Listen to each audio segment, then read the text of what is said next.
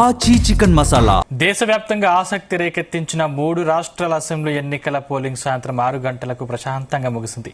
అస్సాం, కేరళ రాష్ట్రాలతో పాటు కేంద్రపాలిత ప్రాంతమైన పుదుచ్చేరిలో ఓటర్లు తమ ఓటు హక్కును వినియోగించుకోవడానికి భారీగా తరలివచ్చారు. ఎక్కడ ఎటువంటి అవాంఛనీయ సంఘటనలు జరగకుండా ఎన్నికల కమిషన్ కట్టుదిట్టమైన భద్రతా ఏర్పాట్లు చేసింది. ఈ ఎన్నికల్లో పుదుచ్చేరి ఓటర్లు అత్యంత ఉత్సాహాన్ని కనబరిచారు. ఇక్కడ రికార్డు స్థాయిలో 89.80% పోలింగ్ నమోదైంది. అస్సాంలో కూడా ఓటర్లు పెద్ద ఎత్తున తరలి రావడంతో అక్కడ 84.42% పోలింగ్ నమోదైంది. కేరళలో మధ్యస్థంగా 75.01% మంది తమ ఓటు హక్కును వినియోగించుకున్నారు.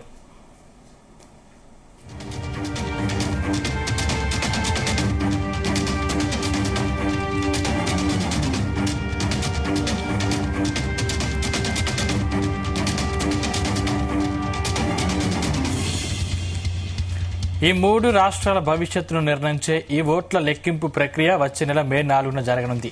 అదే రోజున అస్సాం, కేరళ, పుదుచ్చేరి రాష్ట్రాల్లో ఏ పార్టీ జెండా ఎగరనుందో స్పష్టం కానుంది.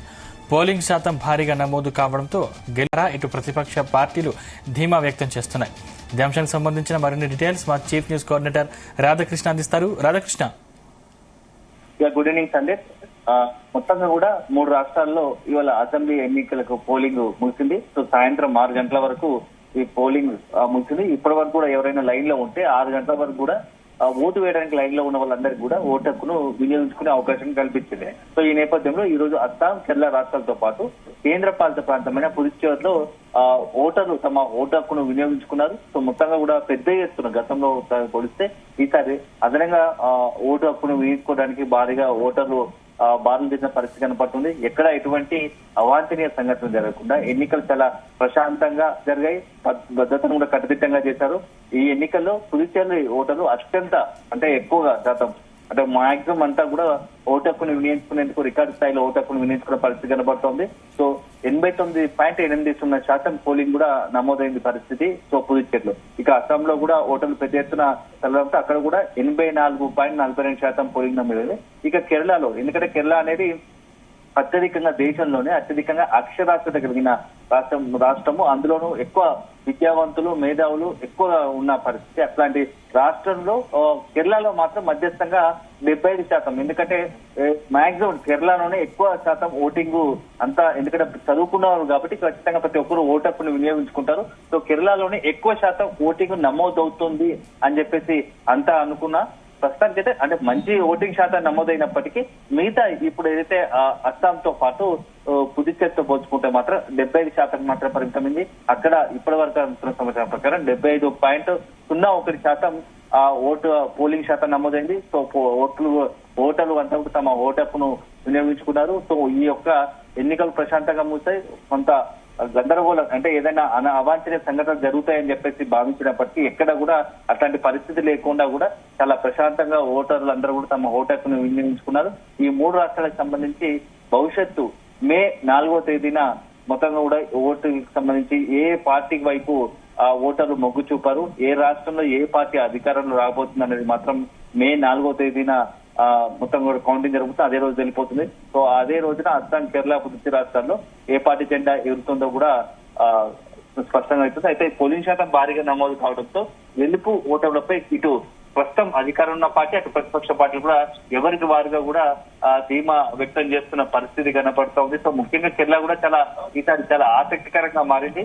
కేరళలో ఒకవైపు కాంగ్రెస్ కూటమి, ప్రస్తుతం ఉన్నటువంటి అధికార కూటమి మధ్య కూడా పెద్ద ఎత్తున టఫ్ ఫైట్ ఉన్నట్టుగా ప్రచారం జరుగుతుంది. ఈసారి ఎవరికి అధికార పార్టీ వైపు లేకుంటే కాంగ్రెస్ కూటమికి అవకాశం ఉంటుందనేది మాత్రం మనం వేచి చూడాలి.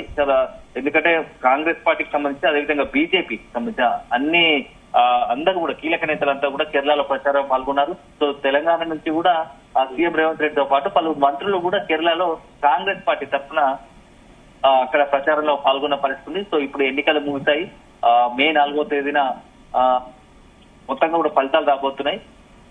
ఇప్పుడు అక్కడ కేరళలో ఎట్లాంటి పరిస్థితి ఉందనేది కూడా కొంత ఆసక్తికరంగా మంది, ఎందుకంటే పోలింగ్ శాతం ఎక్కువ నమోదు కావడంతో 75% పైగా పోలింగ్ శాతం నమోదు కావడంతో ఏ పార్టీ వైపు అనుకూలంగా ఉంటుందని చూడాలి. సో అక్కడ ముఖ్యంగా కూడా ఎల్డీఎఫ్, యూడీఎఫ్, ఎన్డీఏ మూడు కూటమిలకు సంబంధించి రంగంలో దిగాయి. సో ముందుగా ఎల్డీఎఫ్ అనేది మొదటి నుంచి ప్రస్తుతం ఇప్పుడు అది అందులో కమ్యూనిస్ట్ పార్టీ ఆఫ్ ఇండియా తో పాటు కేరళ కాంగ్రెస్ కూడా ఉంది. సో ఈ నేపథ్యంలో మొత్తంగా కూడా అక్కడ నేషనల్ కాంగ్రెస్ పార్టీ ఇవన్నీ కూడా కలిపి ఎల్డీఎఫ్ లో ఉన్నాయి. ఈ నేపథ్యంలో ఇప్పుడు ఏం చేయబోతుంది ఎల్డీఎఫ్ ప్రస్తుతానికి అక్కడ అధికారంలో ఉన్న పార్టీ.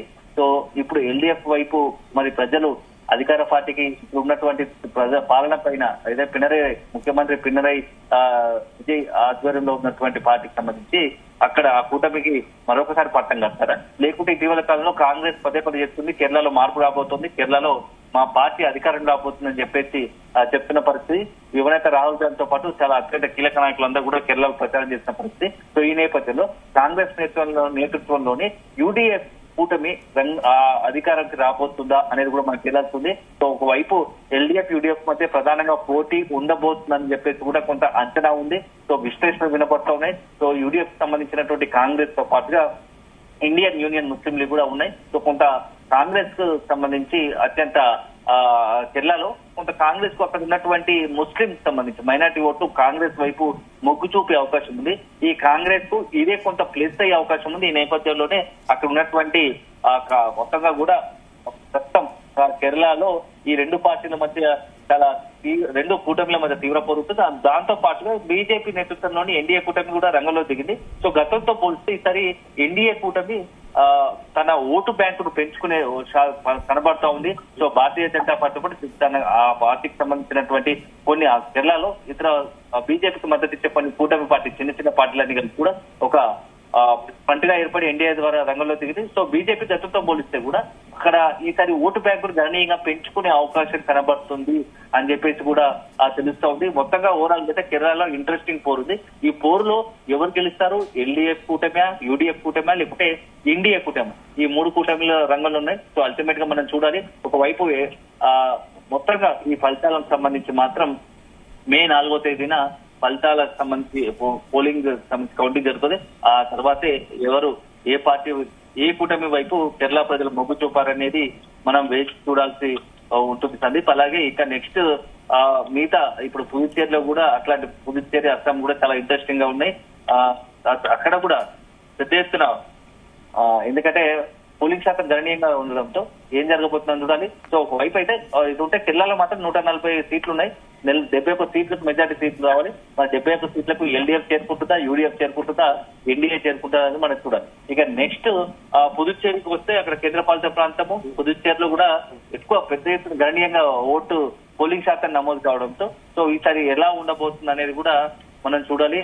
మొత్తంగా కూడా అక్కడ ఎన్నికలు చాలా ప్రశాంతంగా సజావుగా కొనసాగాయి. అక్కడ ఎలాంటి అవాంఛనీయ ఘటనలు జరగకుండా మొత్తం పోలీసులు భద్రత కట్టుదిట్టం చేశారు. ఓటర్లంతా కూడా వచ్చి తమ ఓటు హక్కును వినియోగించుకున్న పరిస్థితి కనబడతా ఉంది సందీప్.